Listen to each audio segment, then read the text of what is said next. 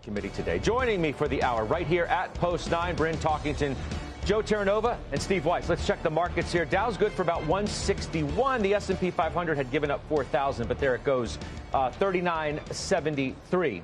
NASDAQ just dipping negative, but a lot of talk about what's happening in the bond market, as always. So, Bryn, I turn to you. I sort of frame this as the good and the bad. The good is you get some bank stress relief with what happened today with First Citizens and the assets of SVB. The bad is the yield curve steepening now, flashing yet another recession signal. So what do we make of it? Well, the good is also that tech stocks continue to go higher as an investor.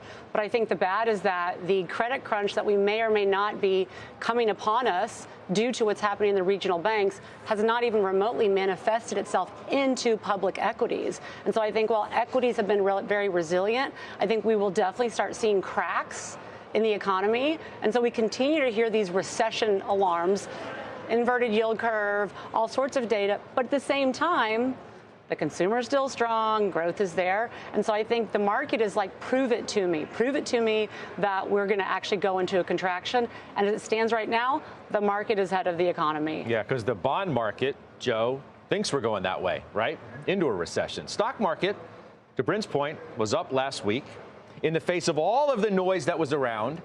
So what do? The good, stress relief from the bank space, at least for the moment. The bad is the bond market is leading the way, and the stock market seems to, again, not be necessarily in agreement. Yeah, this morning I had a text exchange with our friend Larry Altman, who you remember. And Larry said to me, I said, Larry, it feels like from last week, if you were bearish, think about everything that happened last week. You had a hawkish Chairman Powell. You had Deutsche Bank. You had Xi and Putin together for a photo shoot. And then you had $5.1 trillion go into money market funds. I said, Larry, it kind of feels like maybe in the short term, if you're a bear, you're out of bullets here. You're out of negative news that could push the market lower. And Larry said, you know what? Maybe the market can catch its breath. And I think that's exactly what we're setting up for as we go into earnings, because ultimately, no one knows how this market's going to resolve itself until we understand what earnings are.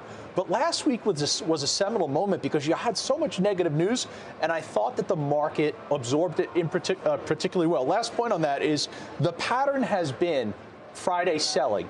Really odd on Friday. There was no Friday selling, and in fact, the banks rallied when that morning we had the news about the stress surrounding Deutsche Bank.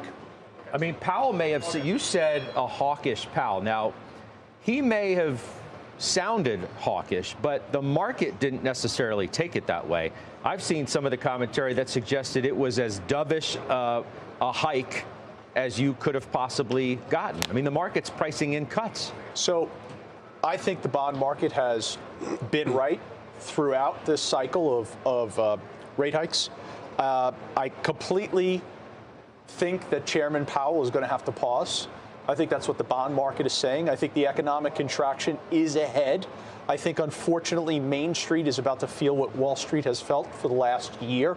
So if I look at the bond market and I see the dramatic fall, Scott, in a 2-year from 508 at the beginning of March down to 370 on Friday. And the spread between the 2 and 10 now is like 47 basis and points. That's telling it was more than 100. But that is absolutely telling you exactly what I'm messaging, that the economic contraction is about to happen, and it's about to happen on Main Street. So why then, Steve, is the stock market still performing in a fairly resilient manner, though? Beneath the surface, it's not like it's a broad-based move higher. It's been primarily carried by mega cap tech. Some of the more cyclical areas of the market have certainly had a bit more trouble as you increase these concerns about a recession. Yeah, so the market is always predisposed to going higher. So if there's any data out there and you have 10 data points, 9 of them are negative, the market is going to focus on the one. Well, what's it focusing on then? What's the one? So I think what it is focusing on is that rates have come down. Not seeing that today. Today it's reversing, of course. And they're taking a look at that and they're saying, okay, rates are coming down. Bond market gets there first generally. So I think that the Fed is done and the possibility of easing going forward towards the end of the year. I don't think that's the accurate narrative.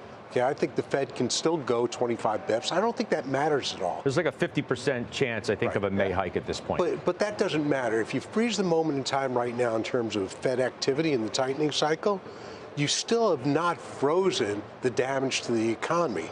That's going to come. It really hasn't come yet. The bank crisis is really the first part of that. When I say crisis, it's limited to poor risk management, to bad actors in the banking industry.